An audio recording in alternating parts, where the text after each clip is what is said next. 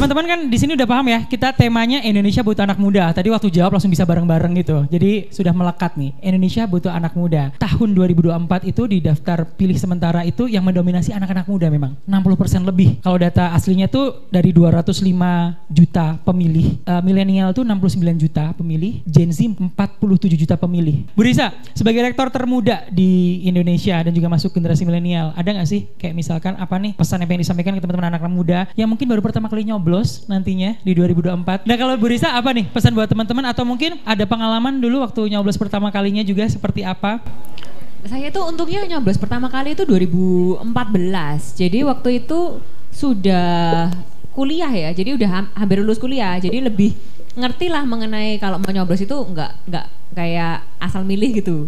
Karena waktu itu juga udah umur 21-an udah lumayan ngerti lah gitu.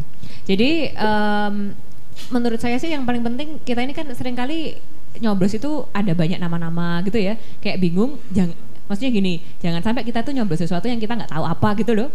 Kalau mau teman-teman memang udah ada niatan untuk mau ikut pemilu, ya udah diliatin dulu kayak siapa sih kandidatnya, dipelajarin mau ngapain gitu. Jangan kayak ngawur aja. Oh ya udah kelihatannya namanya bagus, nah gitu kan gitu. Ini sebenarnya teman-teman di sini saya ngeliat yang depan-depan ini banyak mahasiswa Asia yang aktif-aktif banget ya ikut kegiatannya kita. Dan ini kayaknya sebenarnya salah satu yang kita mau gencarkan lah di Asia itu gimana teman-teman ikut program-program untuk ke desa-desa di sekitar Malang, yang biar mereka benar-benar ngelihat sebenarnya keadaan itu gimana gitu. Dan memang misalnya nih ada misalnya orang-orang yang claiming untuk mau janji-janji apalah, itu benar-benar cocok apa enggak sih, apa benar-benar dibutuhkan enggak.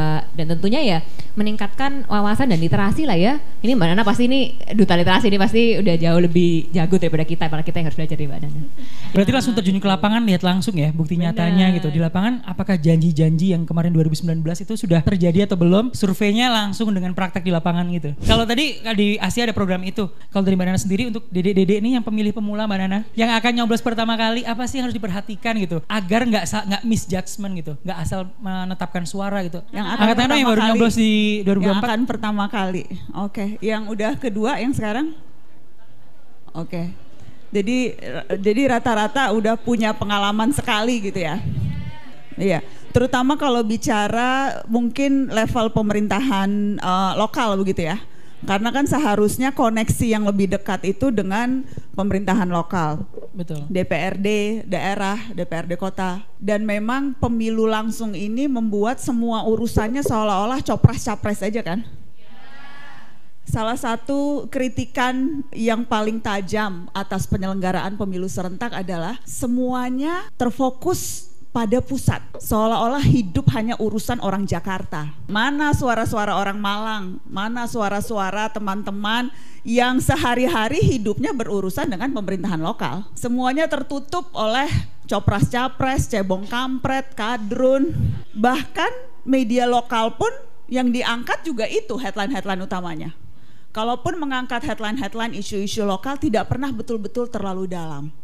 Dengan berbagai alasan, salah satu alasannya adalah mungkin karena relasi kuasa yang timpang antara wartawan-wartawan atau teman-teman jurnalis lokal dengan penguasa di daerah. Itu kerap terjadi, saya tahu teman-teman jurnalis di daerah sering curhat itu ke saya. Saya tuh agak gimana ya Mbak Risa, agak dilema. Saya percaya sepenuh hati anak muda itu yang akan menentukan, karena sejarah sudah menunjukkan negeri ini negeri anak muda. Tetapi memang agak sulit meyakinkan anak muda untuk peduli politik di saat yang mereka lihat politik hanya terjemahan ribut-ributnya elit. Tidak melihat politik sebagai rangkaian kebijakan publik yang akan mempengaruhi hidup sehari-hari. Padahal itu esensi politik. Esensinya adalah apakah orang-orang yang akan kita pilih bisa bekerja untuk kita menyelesaikan urusan-urusan kita sehari-hari. Karena mereka kan punya power yang luar biasa besar loh, negara. Negara punya uang, punya senjata, punya tentara, punya kuasa. Kita punya apa? Kita punya suara. Tapi seringkali suara itu hanya diterjemahkan atau digunakan atau disempitkan 5 tahun sekali pada saat kita berada di kotak suara. Itu pun kalau dipakai.